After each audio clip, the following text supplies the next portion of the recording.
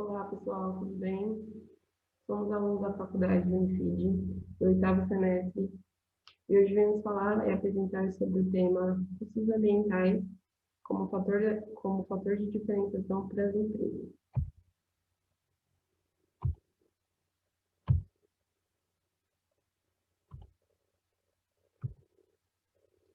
Então, esse tema ele contempla a definição de custos ambientais como externalidade, custos ambientais como custo de qualidade, mensuração do custo ambiental e análise do ciclo de vida de produtos. Vou começar a falar sobre a definição de custos ambientais, que atualmente na literatura não há uma definição exata, né, de custo, mas alguns autores tratam como custo da externalidade e outros tratam como custo da qualidade.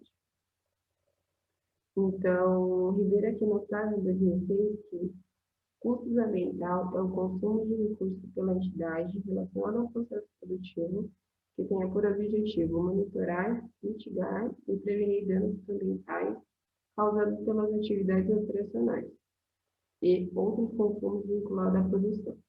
Ou seja, custos ambientais é o consumo de recursos utilizados pelas empresas no seu processo produtivo. Esses consumos eles são extraídos do meio ambiente.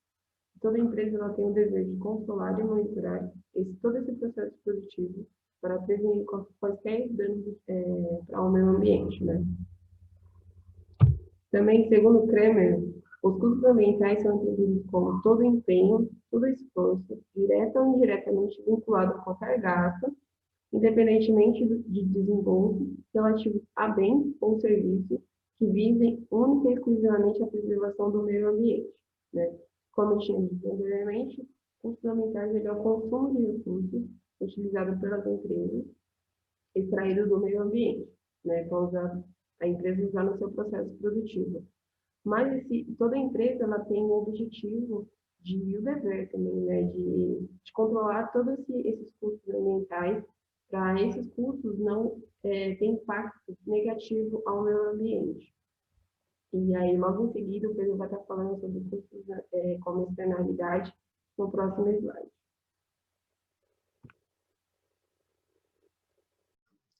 Oi, meu nome é Pedro. Eu vou falar um pouco sobre custo ambiental como externalidade. A externalidade são os efeitos colaterais da produção de bens ou de serviços sobre outras pessoas. E essas pessoas, elas não estão ligadas diretamente com a produção desse bem ou desse serviço. A externalidade, ela pode ser tanto negativa quanto positiva. E é importante comentar que essa externalidade ela acaba ocasionando certos desvios de eficiência de mercado, porque elas acabam inibindo a possibilidade dos preços serem totalmente exatos.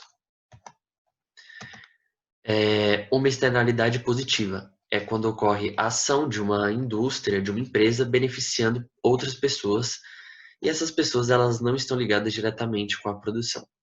Um exemplo é quando uma indústria se instala numa determinada região e acaba acontecendo um crescimento, um desenvolvimento dessa região. Acaba gerando emprego, acaba gerando renda, principalmente se essa empresa ela escolhe fornecedores próximos. E um outro exemplo é quando uma empresa desenvolve tecnologias e mecanismos que auxiliem na preservação ambiental. Então ela acaba gerando emprego sem degradar o ambiente. E uma externalidade negativa, também denominada como custo social, é quando uma empresa, uma indústria, acaba gerando custos para a população. Esse custo social é um sacrifício, é uma perda de bem-estar que a sociedade acaba tendo que fazer por causa de alguns efeitos maléficos causados pela externalidade. Alguns exemplos, quando uma indústria emite fumaça na atmosfera, joga resíduos diretamente no solo, joga resíduos no rio. E um exemplo mais específico, quando uma empresa de fundição de cobre, ela provoca chuva ácida, prejudicando a colheita e o plantio de alguns agricultores. Os efeitos tanto negativos quanto positivos, eles estão diretamente relacionados com o uso do bem comum. O bem comum é aquele que a sociedade possui livre acesso, sendo normal uma empresa acabar utilizando esse bem comum de forma incorreta. Então, como esse bem comum possui livre acesso, a empresa não vai ter custos nenhum. E quem acaba absorvendo todo esse custo é a sociedade. A sociedade é a única a pagar pelos custos causados. E como esse bem ele tem livre acesso, o produto acaba não apresentando o seu verdadeiro custo de produção. Olá, meu nome é Mirella. Eu vou falar aqui um pouquinho em relação aos custos ambientais como custos de qualidade. Eu trouxe aqui na introdução uma visão do cliente e uma visão da empresa em relação a esse assunto. Na visão do cliente, o novo contexto econômico, ele caracteriza-se por uma rígida postura dos clientes, voltada à expectativa de interagir com uma organização que seja ética, que atue de forma ecologicamente responsável, que também tenha uma boa imagem institucional no mercado. Já na visão da empresa, diante desse novo cenário, as organizações precisaram direcionar as suas estratégias para uma variação ambiental. Então, elas precisam obter vantagem competitiva. Claro que ela precisa levar em conta a preocupação com um gasto relevante por natureza e volume, e também custo-benefício. Aqui a gente trouxe um resumo do assunto, porque a gente tem uma visão macro do que se trata. A gente entende que a ausência de crescimento ou desenvolvimento ela é nociva ao meio ambiente e grande questão atual é torná-la sustentável. Portanto, a gestão ambiental, por sua vez, ela deve ser gerida eficientemente, monitorando os custos de controle, a poluição e os custos das falhas da falta de controle de gestão. A gente trouxe até uma citação do Moura que reforça, diz que os custos de qualidade ambiental eles devem ser utilizados na avaliação e melhoria da posição de competitividade das companhias com relação aos seus concorrentes. Então, mais uma vez frisando, a empresa ela tem essa preocupação sustentável em ter uma boa imagem, né, no mercado, mas ela também se preocupa muito com a questão da competitividade. Esse é um dos fatores que tem contribuído cada vez mais quando a gente tange a competitividade de mercado. Falando um pouquinho de gestão ambiental, a gente trouxe algumas atividades que devem ser administradas. Por exemplo, formular uma estratégia, né, de administração do meio ambiente, assegurar que a empresa esteja em conformidade com as leis ambientais, implementar um programa de prevenção à poluição, gerir instrumentos de correção de danos ao meio ambiente, adequar os produtos às especificações ecológicas e, por fim, monitorar o programa ambiental da empresa. Falando um pouquinho sobre o que é o passivo ambiental, são as obrigações contraídas pela empresa perante os terceiros, que tem como origem um gasto ambiental, por exemplo, o ativo, o custo, as despesas, etc. O que são as obrigações ambientais? São decorrentes de compra de ativos ambientais. São os elementos consumidos durante o processo de produção e também aqueles provenientes de penalidades impostas às organizações por infração à legislação ambiental, por danos ao meio ambiente e também possíveis danos à propriedade de terceiros. Falando um pouquinho sobre exemplo, né, de obrigações ambientais, até para a gente fixar, a gente trouxe aqui alguns. O primeiro deles é as obrigações legais. Elas são provenientes de instrumentos legais. As obrigações construtivas são as que as empresas se propõem a cumprir espontaneamente, sem que tenha nenhuma lei que exija isso dela. E tem as justas, que a empresa ela faz porque reflete a consciência de responsabilidade social. Então, ela cumpre em razão de fatores éticos e morais. Também tem o custo, como medir o custo de qualidade. A gente trouxe uma citação do Coral, que ele diz que existem duas formas de medir esse custo, né, que são através de dois enfoques, que são o tradicional, que se baseia na utilização de valor agregado. Então, os custos de qualidade são obtidos através da identificação de itens de prevenção, avaliação, falhas internas e falhas externas em uma organização. Os cálculos dos custos, eles são retirados dos relatórios contábeis e através de ajustes em sistemas de custos tradicionais, levando aos mesmos problemas dos sistemas tradicionais de custos, uma vez que os itens de custos de qualidades, eles são separados em grandes blocos de custos e não relacionam tais itens às suas causas.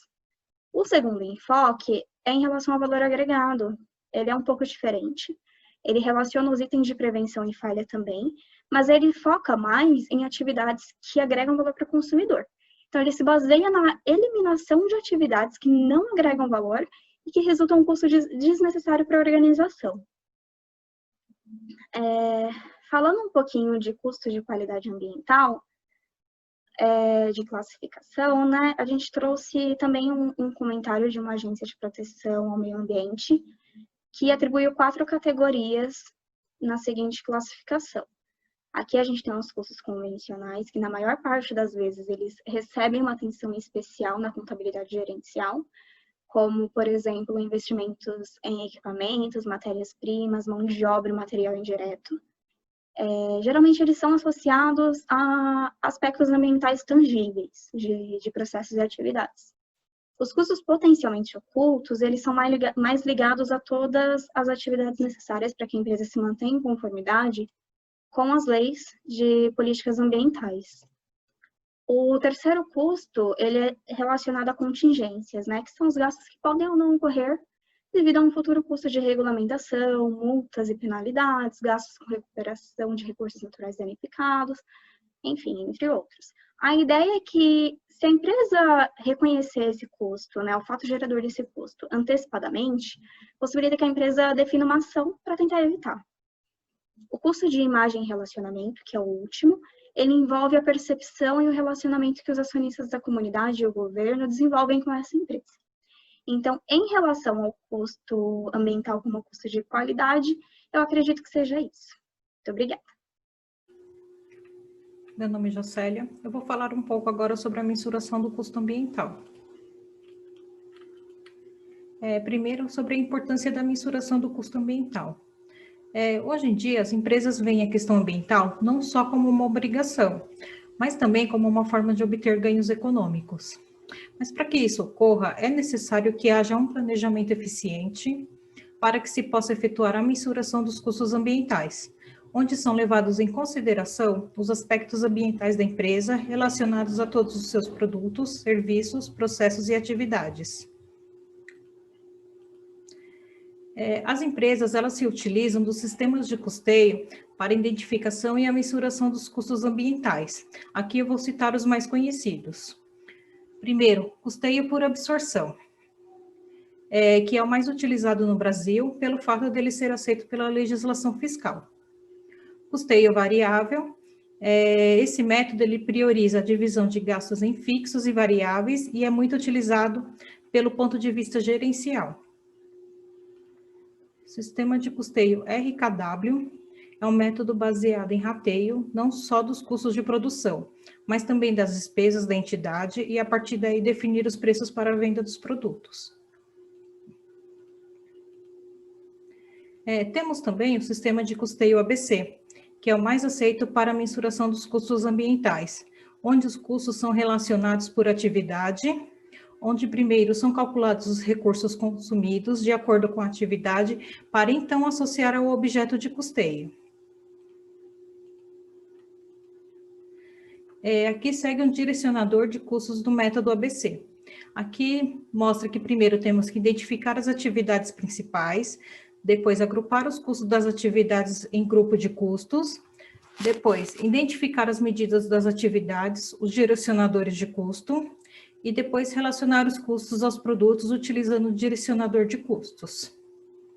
Esse método também é o mais aceito para a mensuração dos custos ambientais, porque o objetivo são os custos de atividades relevantes, ou seja, são atividades que tenham fins específicos.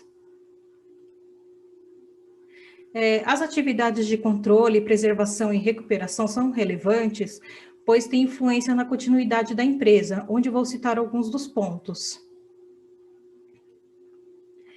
A perda de clientes para os concorrentes que oferecem produtos e processos ambientalmente saudáveis, a perda de investidores potenciais que estejam preocupados com a questão ambiental global e com a garantia de retorno de seus investimentos, perda de crédito no mercado financeiro, hoje pressionado pelas coobrigações ambientais, e temos também penalidades governamentais de natureza decisiva, como a imposição do encerramento das atividades, ou de multas de valores substanciais, com grande impacto no fluxo de caixa das companhias.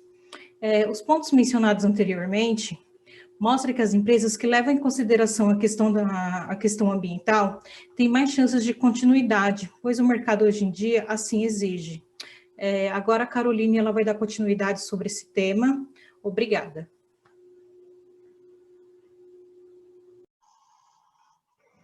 Meu nome é Caroline, eu vou falar um pouco mais sobre mensuração dos custos ambientais.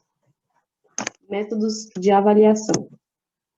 Assim como todos os gastos, os investimentos nessa área necessitam de um processo de avaliação, antes e depois do seu acréscimo, devendo prever a definição dos impactos pelas atividades da empresa, uma especificação do motivo, da área e do momento em que tais impactos têm origem e ou se concentram.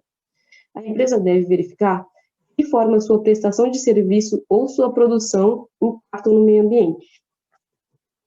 Investigação das alternativas tecnológicas disponíveis no mercado, seja na forma de produtos ou serviços, para solucionar os problemas ambientais. Sendo claro de que forma a empresa impacta com o meio ambiente, deve escolher um método, avaliar e escolher um método para que esses problemas sejam solucionados. Avaliação técnica e econômica financeira da possibilidade de uma implementação gradativa, se necessário, e os resultados que podem ser obtidos a partir da implementação de cada etapa.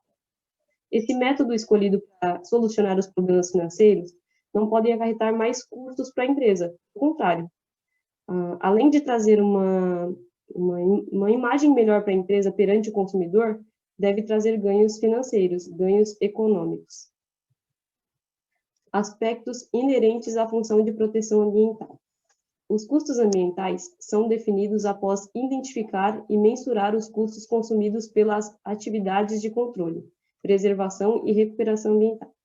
Com esses dados, os gestores passam a ter informações sobre os aspectos inerentes à função de proteção ambiental, como os custos de cada uma das atividades necessárias ao processo, os custos de todo o processo de trabalho desenvolvido, os custos das atividades desenvolvidas pela função, independentemente do processo que as exigiram, os resultados de centros de custos responsáveis por atividades de controle e os custos incorridos durante todo um ciclo de vida dos produtos. Feito esse procedimento de avaliação dos custos, o gestor consegue eliminar gastos desnecessários e desperdícios e consegue trazer uma melhoria no seu processo produtivo. Com isso, aumenta a competitividade da empresa e sua imagem perante os consumidores, como dito anteriormente. O Edmund vai falar um pouco mais sobre o ciclo de vida dos produtos. Obrigada. Eu vou falar da análise do ciclo de vida dos produtos. Todo produto, não importa de qual material seja feito, madeira, vidro, plástico, metal ou qualquer outro elemento, provoca um impacto no meio ambiente. Todo esse processo dá-se o nome de ciclo de vida do produto. O ciclo de vida de um produto começa desde o momento em que o produto é introduzido no mercado até a sua retirada total. E isso acontece em 4 etapas. A primeira é chamada de introdução. A segunda é o crescimento. A terceira chama-se maturidade. E a última é o declínio. E o que são cada uma dessas fases? Na introdução, período de baixo crescimento das vendas e alto custo de produção associado. Nesta fase, o produto requer altos investimentos em tecnologia, propaganda, distribuição e embalagens e designer. Neste momento, nós estamos apenas investindo. Isso significa que o nosso lucro é negativo. Na segunda etapa, chamada de crescimento, é o período em que uma significativa parcela dos consumidores toma conhecimento da existência do produto. Nesta fase, a empresa recupera todos os investimentos e o seu lucro aumenta. A terceira fase é chamada de maturidade, e nela é o período caracterizado por baixa no crescimento das vendas, já que os consumidores potenciais já foram conquistados. Os lucros diminuem e se estabilizam no final desse estágio, em função do aumento da concorrência. Essa última etapa é o declínio. O produto atinge a sua obsolência e é substituído pelo concorrente. Neste momento, a empresa para de investir em distribuição, propaganda, desenvolvimento e começa a discutir qual o melhor momento de retirar o produto do mercado ou reposicioná-lo em um novo nicho. Para explicar melhor, eu coloquei um gráfico aqui que vai nos dizer melhor como se faz esse ciclo aí, de seu início ao fim. A introdução é onde nós só investimos. Aí ele tem o seu crescimento, a sua maturidade é onde ele atinge o ápice, e depois o seu declínio. Isso mostra o quão importante é a análise do ciclo de vida dos produtos. Entendemos que a análise do ciclo de vida é uma metodologia que oferece suporte para a tomada de decisão quanto a aspectos e impacto ambiental. Por isso que hoje é de suma importância a análise do ciclo de vida dos produtos. Era o que eu tinha pra gente aí hoje, gente. Valeu, obrigado. Tchau, tchau.